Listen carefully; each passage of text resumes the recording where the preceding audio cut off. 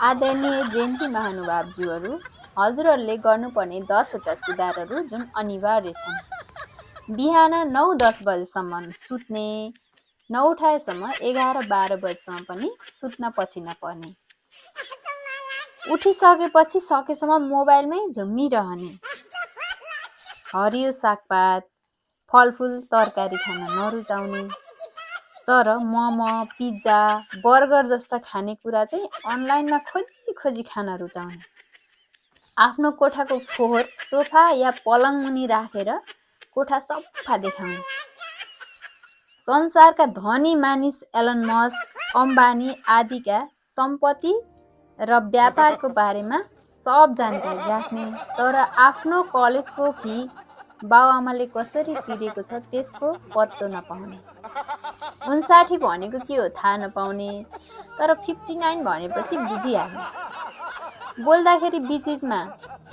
In fact, like, literally जस्ता शब्द प्रयोग गरी इङ्ग्लिस वा नेपाली शब्दको हत्या गर्ने, लगत्तै मोबाइल समातेर टोयलेट गएपछि 2 घण्टासम्म हराउने। अर्को कुरा, आफ्नो बाउआमासँग चाहिँ झरक्क गरेर बोल्ने, तर गर्लफ्रेन्ड वा बोयफ्रेन्डसँग बोल्न पर्यो भने बेबी के छ जस्तो काउलो पारेर मिठो शब्द निकालेर बोल्ने जस्ता ब्योराहरूलाई चाहिँ पहिलो चरणमा सुधार गर्नै पर्ने देखिन्छ।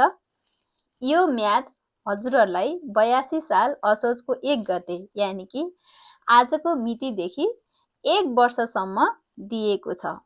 अन्यथा जेनेरेसन XY को आन्दोलनमा परेपछि तपाईहरूको हालत के हुन्छ भन्न नपर्ला।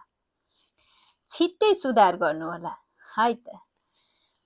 प्रेसिडेन्ट अफ जेनेरेसन XY शर्माजीको शब्दमा थोरै तलमाथि मैले पनि थपेको। Thank you.